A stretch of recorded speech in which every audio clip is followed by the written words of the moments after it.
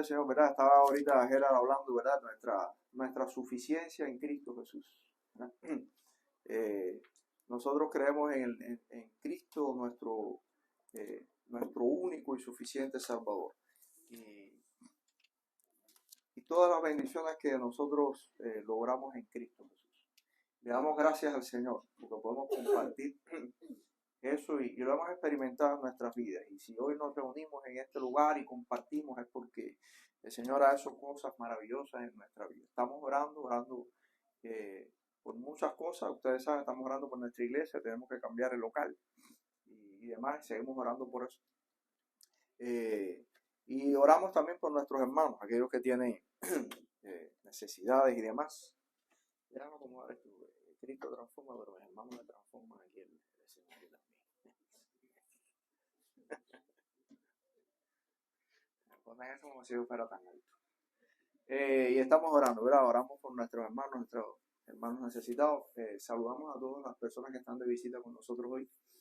Nos alegra que puedan estar aquí. Dios les bendiga. Es para nosotros un placer tenerlos y poder compartir juntos. Quiero que oremos porque oramos y no mencionamos orar por la familia de Mirta y de Jesús. La mamá de Mirta esta semana falleció a la presencia del Señor porque era cristiana, pero estaba muy malita y así que oramos por ellos también, ¿verdad? La familia, sobre todo la familia que está en Cuba, porque ellos están en Cuba y que el Señor les fortalezca. María, las personas por las que estábamos orando hoy por la mañana, oramos, ¿cómo sigue? Está esperando que haga mañana la audiencia con él. Ajá. Y ahí le Oramos esta semana y ahorita mismo estamos orando, ¿verdad? En tiempo de oración por ella y demás y por todos los enfermos. Seguimos orando. Vamos a orar antes de... Padre, gracias te damos realmente por este día, gracias por este tiempo, gracias por todas las personas que están aquí, Señor.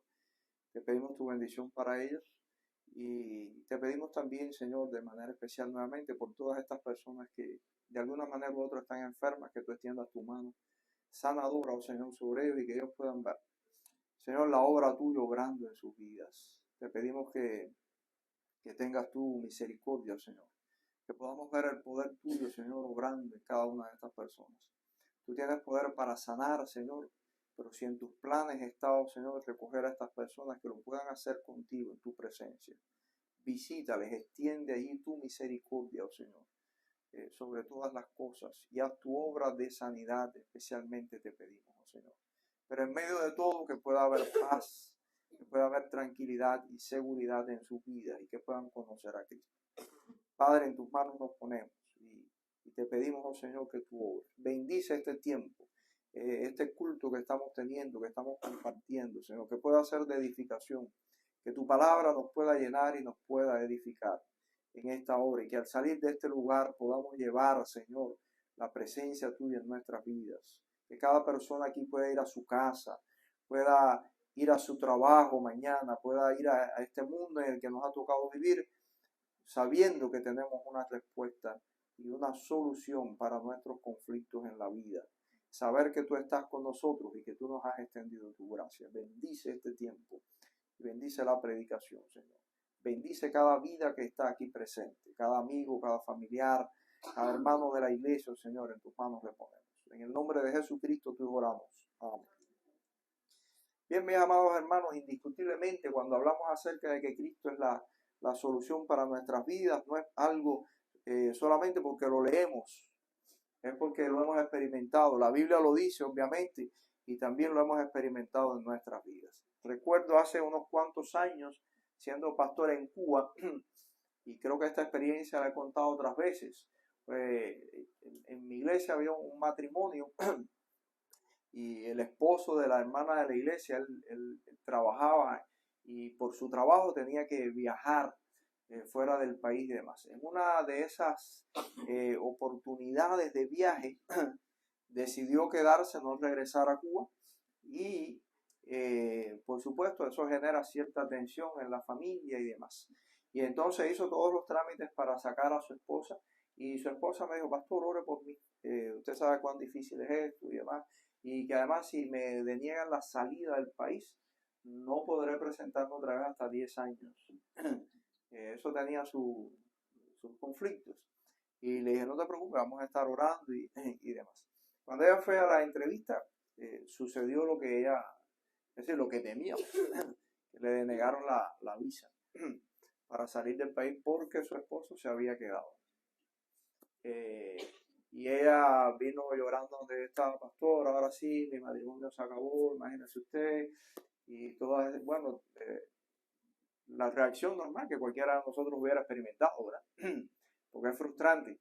Y le dije, mira, vamos a orar, vamos a confiar, nosotros confiamos en nuestro Señor. Y eso lo dicen los hombres, esa es la respuesta de los hombres, pero Dios no ha dado la respuesta todavía. El Señor te dijo que se acabó esto aquí. Me dijo, no, el Señor no me ha dicho nada, entonces no. Los hombres dieron por concluido el asunto, pero Dios no lo ha dado por concluido. Vamos a orar. Y empezamos a orar, y recuerdo la oración que aquella hermana y yo hicimos. Le dijimos, Señor, tú eres poderoso tú puedes enviar un ángel a la oficina donde engavetaron los papeles, sacar los papeles y dar una firma contraria a lo que los hombres hicieron. Puedes borrar la mente de cualquiera y hacer como si la entrevista nunca se hubiera hecho y la vuelvan a citar en la entrevista. Puedes destruir todos los papeles, tú puedes hacer lo que quieras, Señor. La decisión final la tienes tú, no los hombres. Los hombres dijeron eso, pero tú no has dado la palabra final en este asunto. Y a la otra semana llega el hermano corriendo a mi casa. Pastor, ¿qué te pasó? Mire, me mandaron un telegrama de la embajada que vaya a recoger la visa. Amén. Y yo le dije, ¿qué pasó? Me dijo ella, no sé. Yo sí sé lo que pasó. El Señor sabe lo que hace. Los hombres pueden dar por concluido algo, pero Dios no. Hasta que Dios no dé la última palabra, la historia no se cierra. He titulado, hermanos, la meditación de esta mañana, nuestros conflictos tienen solución. Y les invito a buscar en el Evangelio de Juan capítulo 4, versículos del 43 en adelante. Dice la Biblia, Evangelio de Juan capítulo 4, versículos del 43 al 54. Dice la Biblia, 2 días después salió de allí y fue a Galilea, porque Jesús mismo dio testimonio de que el profeta no tiene honra en su propia tierra. Cuando vino a Galilea, los galileos les recibieron, habiendo visto todas las cosas que había hecho en Jerusalén en la fiesta, porque también ellos habían ido a la fiesta. Vino pues Jesús otra vez a Caná de Galilea, donde había convertido el agua en vino. Y había en Capernaum un oficial del rey cuyo hijo estaba enfermo. Cuando oyó que Jesús había llegado de Judea a Galilea, vino a él y le rogó que descendiese y sanase a su hijo, que estaba a punto de morir. Entonces Jesús le dijo, si no viere señales y prodigios, no creeréis. El oficial del rey le dijo, Señor, desciende antes que mi hijo muera. Jesús le dijo, ve, tu hijo vive. Y el hombre creyó la palabra que Jesús le dijo y se fue. Cuando ya él descendía, sus siervos salieron a recibirle y le dieron nuevas diciendo, tu hijo vive. Entonces él le preguntó a qué hora había comenzado a estar mejor. Y le dijeron, ayer a las 7 le dejó la fiebre. El padre entonces entendió que aquella era la hora en que Jesús le había dicho, tu hijo vive, y creyó él con toda su casa. Esta segunda señal hizo Jesús cuando fue de Judea a Galilea. Una tremenda, ¿verdad? Qué historia, ¿verdad? Las cosas que Jesús hizo indiscutiblemente. La Biblia nos narra esta historia. Y ahorita estábamos hablando de algo importante, Jera estaba mencionando. Si nosotros queremos experimentar, hermanos míos, un crecimiento, una transformación en nuestras vidas, no veo otra manera de poder crecer que no sea leyendo la palabra de Dios. Necesitamos estar conectados con el Señor, como decía Gerard ahorita en el devocional. Necesitamos aprender, leer la Biblia. Estamos viviendo una generación oyente. Nos gusta escuchar, ¿verdad? Nada más que escuchar. Hoy en día nos pasamos el día entero oyendo música, queremos ir, es bonito eso, no es que sea malo, no estoy en contra de escuchar, pero tenemos que esforzarnos. Ya no invertimos tiempo en leer la Biblia, preferimos oírla. No, la tenemos descargada en el teléfono y vamos oyendo. Es bueno, sobre todo si usted va manejando, va escuchando. Pero hay momentos en que hay que apartar un tiempo para mí es muy útil leerla, porque cuando usted puede leer, usted se puede fijar. Yo sé que a veces nos cuesta trabajo leer la Biblia porque no sabemos cómo estudiar la Biblia, ¿verdad? Y la mejor manera de estudiar, José, ¿cuál es? Haciendo preguntas. Es un buen alumno. Aprender a hacerle preguntas a la Biblia, ¿verdad? Es la mejor manera de estudiar. Eso no se puede hacer mientras usted está viendo, porque si usted ve, las cosas se olvidan. Pero cuando uno puede leer, uno puede subrayar, uno puede marcar, uno puede escribir, ¿verdad? Leer, hacernos preguntas, ¿verdad? Esta es una de esas tremendas historias que Jesús hizo, que la leemos así de simple, pero tiene una enseñanza para nosotros tremenda, ¿verdad? ¿Y qué preguntas le hacemos a la Biblia? Le preguntamos, y esto se lo dejo para que usted lo anote y guárdelo. ¿Quién está hablando? ¿De qué está hablando? ¿Qué está pasando? ¿Por qué causa se ha llegado hasta aquí? ¿Por qué se dijo esto? ¿A quién le está hablando? Esas son preguntas importantes a la hora de estudiar la Biblia, ¿verdad? La historia que nos narra este pasaje dice que Jesús regresó a Galilea. Y regresando a Galilea, un funcionario del rey, una persona importante, dice la Biblia, se enteró que Jesús venía y decidió buscar a Cristo porque él tenía un problema. Su problema era su hijo, estaba enfermo, tiene un hijo enfermo. Y no solo enfermo, dice que su hijo, al parecer, por la historia que se nos narra, estaba a punto de morir. Y se acercó a Cristo este hombre y dice la Biblia que le rogó y le pidió a Jesús que sanara a su hijo. Y aquí hay un encuentro tremendo, es interesante, ¿verdad? La forma en la que el hombre le suplica a Cristo. Cuando se acercó a Jesús, Jesús le confrontó al hombre con un problema en la fe del hombre, de las creencias del hombre. Y Jesús le dijo, ustedes si no ven milagros, no creen. Había un problema en la fe de ellos. Y el hombre le volvió a insistir, Señor, salva a mi hijo. Y aquí se hace un juego de palabras tremenda, interesante, porque nosotros clamamos con fuerza, con tenacidad, cuando algo es, cuando los problemas de nuestra vida nos llegan, son algo bien cercano a nosotros. Y en este caso, un hijo, él primero le dice, salva a mi hijo. Y usa una palabra en griego, hijo, la palabra hijo, una palabra griega que significa así, hijo. Pero cuando Jesús lo confronta con su incredulidad, el hombre le dice, Señor, en español no se nota porque el español es hijo, es todo hijo. ¿Verdad? Hasta para referirse a un amigo, para hablar de una persona. Decimos, hijo, pero abre los ojos, no es nuestro hijo, no es nada de nosotros, usamos hijo para todos. ¿Verdad?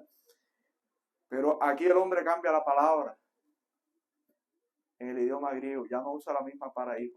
Ahora usa una palabra que significa mi nené, mi niño, salva a mi niño, Señor. Nos quebrantamos cuando algo es bien cercano a nosotros, ¿verdad? Le suplicó con el alma. Y el Señor le dijo, vete que tu hijo se sana. Wow. La oración que nace del alma, ¿verdad? El Señor la escucha. Y se olvida a veces hasta de nuestras fragilidades. Algo tan frágil como a veces la incredulidad. ¿Cuántas veces oramos al Señor, pero no estamos tan seguros que no creemos, ¿verdad? Pero el Señor en ese momento hasta eso pasó por alto.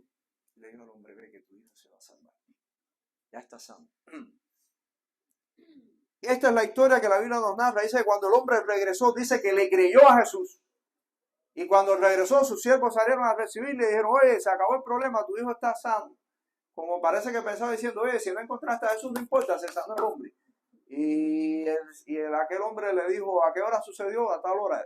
Y dice, entendió que esa era la hora. Y le habló a la gente. Porque la Biblia dice que la familia entera creyó en Jesucristo. El hombre le habló, no, sí, no hay problema, no, Cristo lo sanó y lo salvó. Entonces hay solución para nuestros conflictos en la vida. De esta historia, hermanos, nuestros conflictos tienen solución cuando el mediador es Jesucristo. Y de esta historia, hermanos míos, aprendemos algunas cosas o saco algunas lecciones importantes. 3 cosas que hizo este funcionario del rey para solucionar su conflicto. Primero, superó su orgullo. Él era un funcionario del rey, dice la Biblia.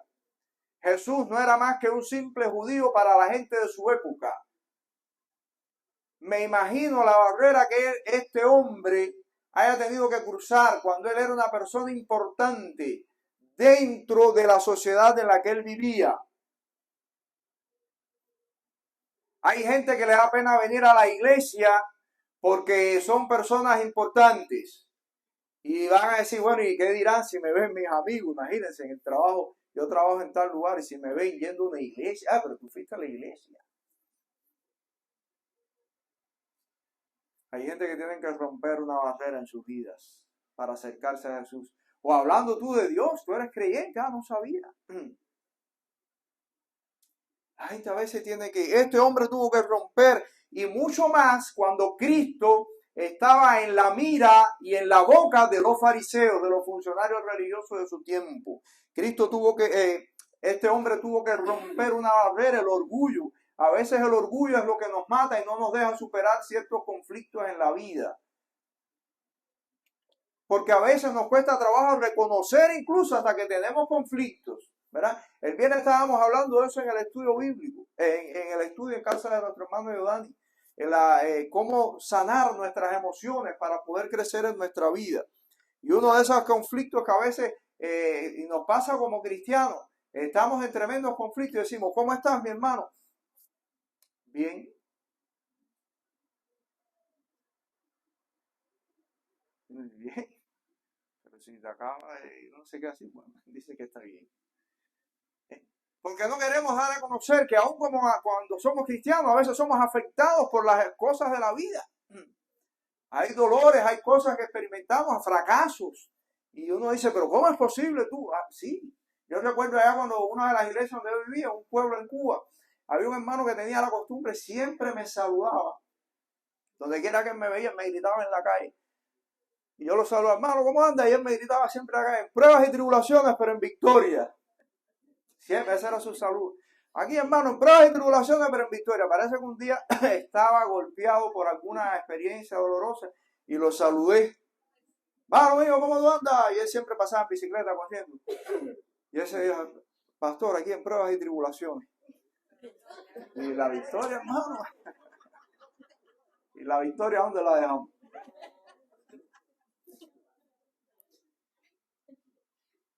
El orgullo es una de las armas que más nos destruye. Nos destruye como personas, destruye nuestras relaciones, nuestras amistades, destruye el liderazgo de la iglesia, destruye el matrimonio, destruye la relación de padres e hijos, destruye tanto y destruye nuestra relación con Dios, no nos deja acercarnos, porque tenemos miedo de decir que tenemos problemas. Este hombre, de esta historia de Cristo con este hombre, él tuvo que superar el orgullo de su posición social, tuvo que escoger, o mantengo mi frente en alto o salvo a mi hijo. Dice la Biblia que este hombre se acercó a Jesús, ¿verdad? Dice, cuando oyó que Jesús había llegado de Judea a Galilea, vino a él y le rogó que descendiese y sanase a su hijo que estaba a punto de morir. La otra cosa que este hombre hizo fue rogarle al Señor. El versículo 49 dice, el oficial del rey le dijo, Señor, desciende antes de que mi hijo muera. Orar es una de las herramientas más importantes en nuestra vida. Invierta tiempo en orar. Orar no es leer una oración. Ahora la gente publica muchas oraciones por ahí y frases bonitas. Orar es usted hablar con Dios. Dígale al Señor lo que usted siente. Los niños, cuando uno es niño, uno tiene cosas tremendas. A veces cuando los niños hacen algo mal hecho, nuestros hijos hacen algo, viene el amiguito a justificarlo, ¿verdad? ¿Y qué le decimos nosotros como padres? Dígale a él que venga y que me lo diga a mí. Dígale así, él lo hizo, pues dígale que venga donde estoy yo, que me lo diga a mí. Cuando nosotros usamos la oración de otro, yo creo que el Señor a veces nos dice, dígale que venga y me lo diga a mí. Yo soy su padre, que hable conmigo. Dios quiere que usted hable con él. Orar no es aprender palabras ni decir frases repetitivas. A Dios no necesita que lo manipulemos. A veces manipulamos al Señor en oración. Oh Santísimo Señor, Dios Todopoderoso del universo que creaste este mundo. Y yo a veces quisiera mirarle el rostro del Señor, mirando a nosotros. Ya terminaste, dime qué es lo que me vas a decir. Háblame claro.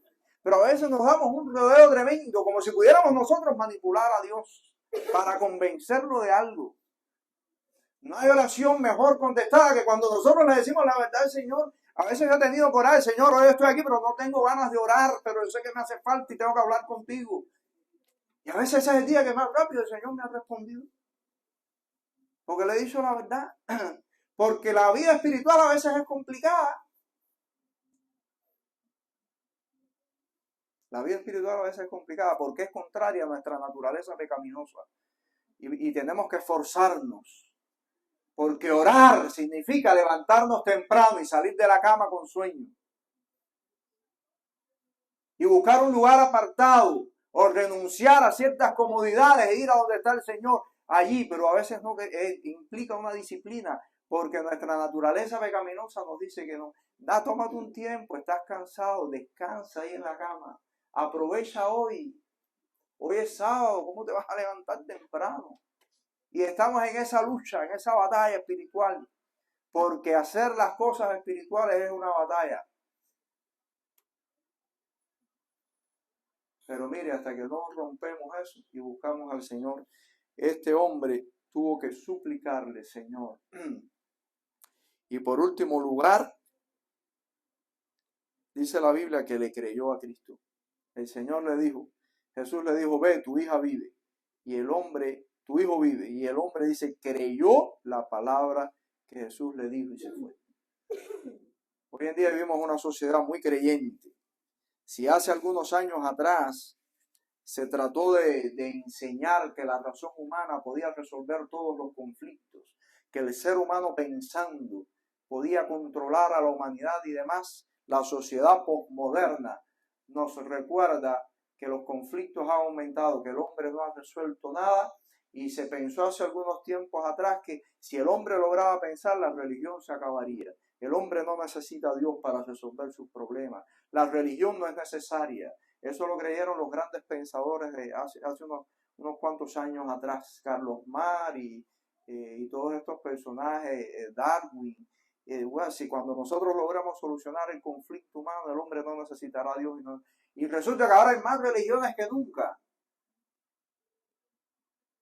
El apóstol Pablo llegó a Atenas y se encontró un altar, por si acaso, dice, al Dios no conocido, un altar y no había nada, pero por si se nos escapa un Dios. Y en la actualidad seguimos igual. Ahora el ladrón de la cruz lo hicieron santo también, un santo para los ladrones. Ahora todo el mundo tiene un Dios, acomodan a los dioses a sus antojos. Esta es la sociedad más religiosa que hay. Se cree en cualquier cosa. La gente cree en cualquier cosa ya. Y hay gente que tiene muchos dioses. Una sociedad religiosa. La cuestión no es cuánto se cree, sino a quién le crees. Dice la Biblia, el hombre le creyó a Cristo. Dice que le creyó. Una cosa es creer en su existencia, la otra es creerle a Él. Hay mucha gente que cree en Dios, pero no le cree a Dios. Creen en Dios, pero viven como a ellos les da la gana.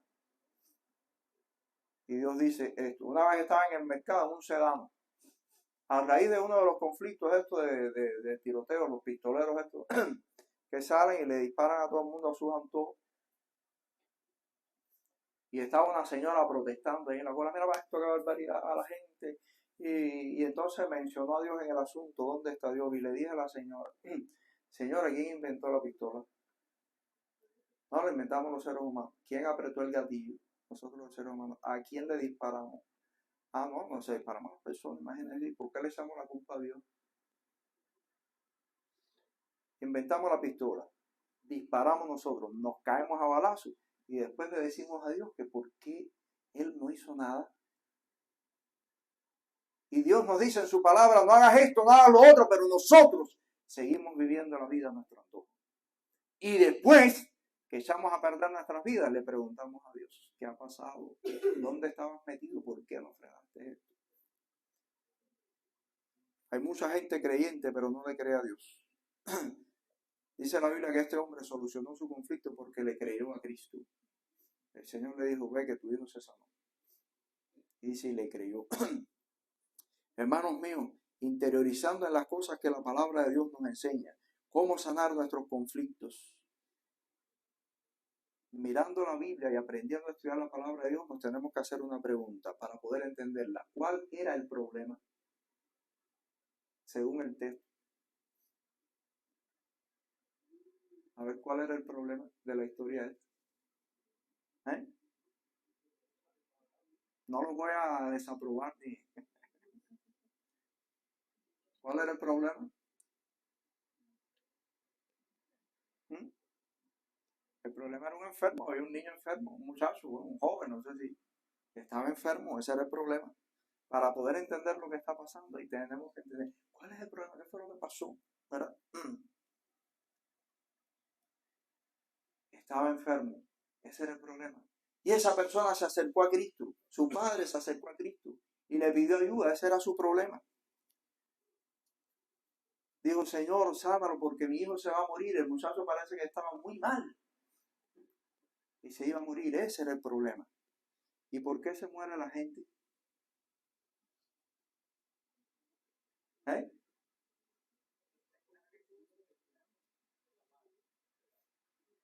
Se muere porque estaba enfermo. La Biblia no nos dice en esta historia que había pecado el muchacho, no. Se muere porque estaba enfermo, de una enfermedad. Estaba enfermo la persona, tenía un problema. ¿Cómo aplicamos estas historias a la Biblia? A lo mejor usted no tiene a nadie enfermo, o a lo mejor sí. Pero uno dice, ¿cómo se aplica esto a mi vida hoy, esta historia? Ese es el gran conflicto a veces, a entender la palabra. ¿Cómo se aplica esto? Si yo no tengo a nadie enfermo, a lo mejor lo tienes, cualquiera que sea la situación.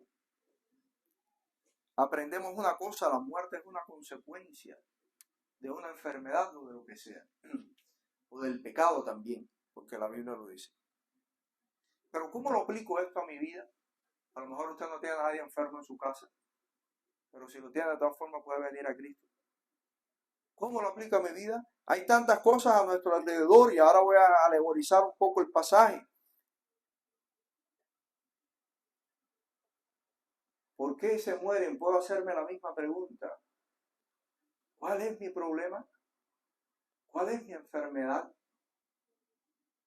¿Por qué se muere mi iglesia? Porque está enferma.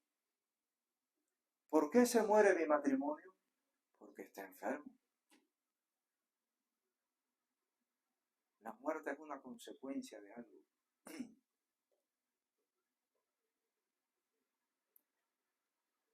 ¿Por qué se muere? Pues están muriendo nuestras relaciones con nuestros hijos. ¿Por qué se mueren nuestras motivaciones muchas veces? Porque estamos enfermos.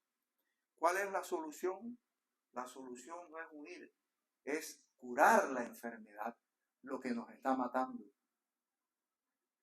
¿Qué te está matando? Para poder sanar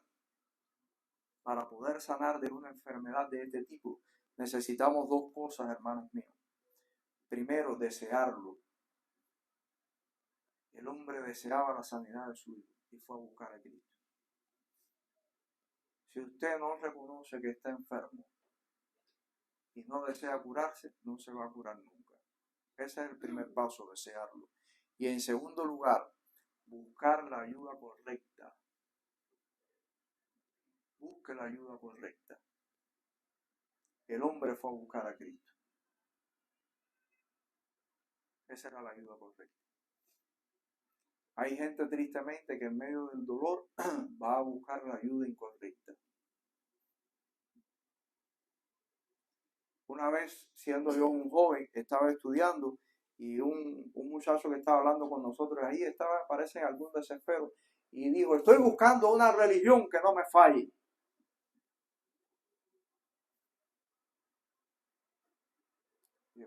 está difícil. Está difícil encontrar una religión que no te falle. Porque las religiones las inventamos nosotros. Una vez un hombre con un deseo tremendo de discutir, tenía un problema, y él quería discutir. Y yo estaba en casa de un familiar de él, yo no lo conocía. Y la hermana me avisó, me dijo, ay, pastor, a mi hermano le encanta discutir de religión y de estas cosas. No le haga caso. Y no se preocupe. Y yo me siento y él, entonces seguido, al pastor de la iglesia, se sentó ahí porque él quería discutir de religión. Y me dijo el hombre, casi sin hablar, mucho gusto, pastor. Y acto seguido nos saludamos y me dijo, ¿usted sabe qué? Y yo le digo, no, ¿qué? Díceme, yo no creo en ninguna religión. ¿Y era así? Digo, ¿usted sabe qué? Digo, yo tampoco. No, yo no sé. Dice, ¿pero usted no es pastor? Digo, sí, yo soy pastor. Pero tampoco creo en ninguna religión. ¿Y usted sabe qué? Le voy a decir algo más. Ninguna religión sirve. El hombre me miró más asombrado todavía. No sirve, ninguna religión sirve. ¿Usted sabe por qué? Porque la inventamos nosotros los seres humanos. Es más, estoy creyendo lo que dijo Carlos Mar hace una bola de años atrás, que la religión inventada por los hombres, la que inventaron los hombres, es el opio de los pueblos. Tiene a la gente envenenada y confundida, chicos. Digo, pero te voy a decir algo antes que te vayas. Si algún día decides creer en algo, cree en Jesucristo. Él es tu Salvador y lo único que usted necesita es creer en Él. El hombre se levantó y se fue. No sé si algún día se habrá convertido. La gente va a buscar muchas veces el lugar equivocado. Busque la ayuda adecuada. Busque la ayuda adecuada. La ayuda adecuada es Cristo. La ayuda adecuada es Cristo. Para tu vida y para tus conflictos. ¿Vieron cómo Cristo reaccionó en la historia cuando el hombre fue a buscarlo? ¿Cómo reaccionó Jesús? ¿Cuál fue la reacción de Cristo cuando el hombre vino a... ¿Qué le dijo Jesús al hombre? Le dijo, ustedes, si yo no les hago un milagro, ustedes no creen. Wow, qué respuesta tan inoportuna para un necesitado. Jesús le dijo, si ustedes no creen, si yo no hago un milagro, ustedes no creen. Pero dice la Biblia que el hombre le insistió a Jesús. Y el Señor le dijo, vete, tu hijo se salvó. ¿Usted sabe qué nos enseña esto? Que nosotros venimos a Cristo a veces o buscamos soluciones equivocadas para nuestra vida. Y Cristo nos confronta con la realidad. Por eso Cristo nos sana. Porque nos hace abrir los ojos y ver nuestras propias realidades. Y el Señor lo confrontó, su propia realidad, su falta de fe, su incredulidad. Pero no lo dejó sin solución. Lo sanó. Cristo sabía lo que había en el corazón del hombre, su limitación, su dificultad y a lo mejor hasta su hipocresía. Pero el Señor sabía que había un dolor real. Por eso Cristo sigue siendo la mejor respuesta para nosotros. Jesús dijo, el que a mí viene, yo no lo echo fuera. Cuando la samaritana vino a donde estaba Jesús, ahí en el pozo, la samaritana era candela. Jesús le dijo, tráeme a tu marido. Le dijo, no te hago marido. Le dice, has dicho bien. Has tenido como 5 y el que ahora tiene tampoco es estudio.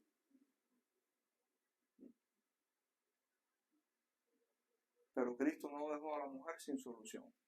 Tenía una respuesta sanadora para ella. El que viene a Cristo se va sano. Es lo bueno que tiene Cristo.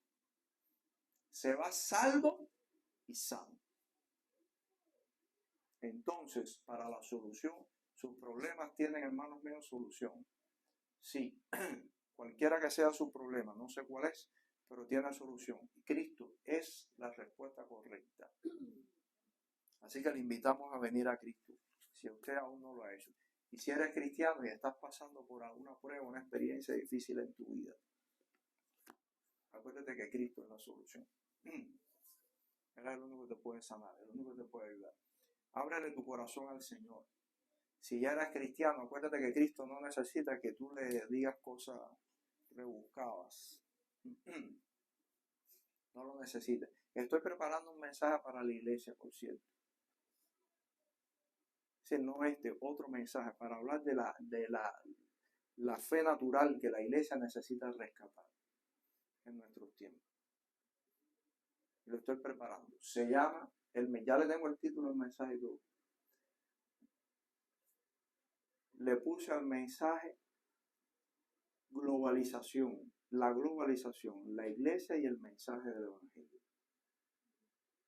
Una de las palabras que más se usa hoy en día, que oímos constantemente, es la globalización. Está un mundo globalizado. Sí, pero ¿cómo vive la iglesia en un mundo globalizado? Una de las cosas que quiero hablar es que la iglesia de hoy, por causa de la globalización o de las influencias que tiene la globalización, es que estamos perdiendo el verdadero sentido de la fe cristiana.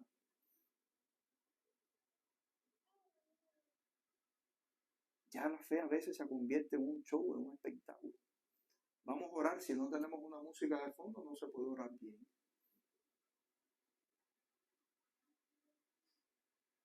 Hemos sustituido al Espíritu Santo. No, el Señor no quiere que nosotros, el Señor quiere relacionarnos con nosotros así. Qué bueno es buscar al Señor lo que es real. No es que haya cosas que sean malas, pero tenemos que aprender a ver la verdadera esencia de lo que es la fe. Tu relación con el Señor va a estar mejor cuando veas a Cristo tú solo, el Señor y tú solo. Que no haya ningún medio externo a nosotros que esté influyendo sobre nuestra vida. Solamente Cristo. Solamente Cristo. Ustedes saben que los primeros cristianos no tenían nada de eso. No tenían ni Biblia. Nuestra generación está tremenda. Y a veces le tengo miedo a nuestra generación. Hoy todo el mundo quiere tener un pullover cristiano que diga aquí adelante que somos cristianos. Le tengo miedo a los pullovers esos que dicen que somos cristianos. Porque cuando yo los veo, yo podré respaldar eso que dice ahí con mi vida. No sea que tenga puesto un pullover que hable de Cristo y yo no viva. Y mi vida no hable de Cristo. Y que la gente va a decir, hey, eso que es cristiano. Los cristianos de antes amaban la palabra de Dios y no la tenían. Los de hoy estamos llenos de Biblias. Yo les puedo contar cuántas Biblias tengo en mi casa que me han regalado y me compren aquí y allá. El Señor nos va a exigir más.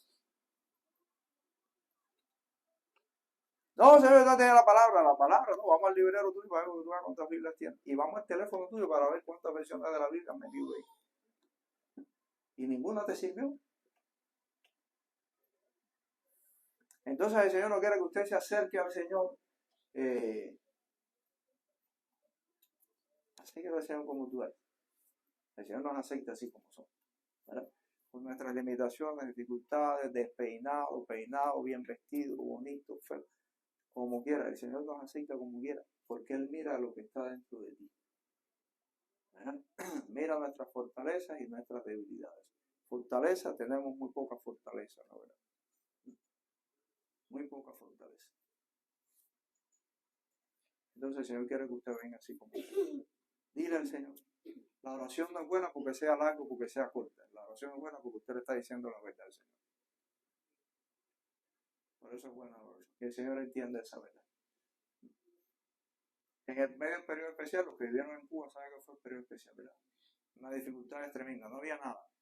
Y una vez mandaron a mi sobrinita a orar y ese día había pollo en la casa. En casa de mis tíos, ¿no? Había pollo. Y le explico esta situación porque el que no es cubano no sabe que en el periodo especial no había ni pollo para comer, no había nada. Los más jóvenes tal vez no se acuerdan, pero los que vivimos en el periodo especial, de las frazadas para limpiar el piso, se hizo bistec para comérselo. Le echaban vinagre para que la tela se corrompiera, le echaban sazón y eso se lo comían como si eso fuera carne.